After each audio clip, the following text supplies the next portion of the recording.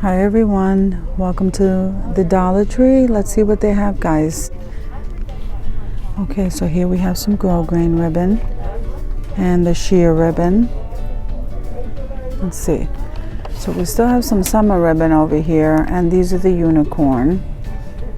And we have these. Now they brought the raffia out in the fall colors, and then here we have the bling wrap and the blue, the gold, and the pink, and there's some more sheets.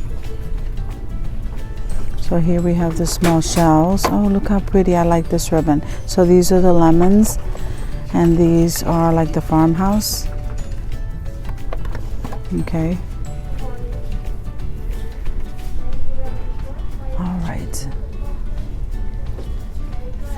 So here we have the dry flowers.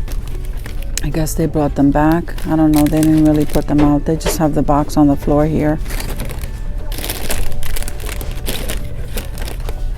Okay. Then we have all of the floral stuff to make arrangements. So here are the little bales, the straw bales.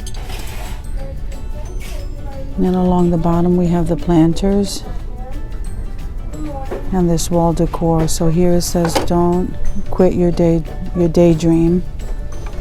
Life is meant to be lived, and adventure is calling."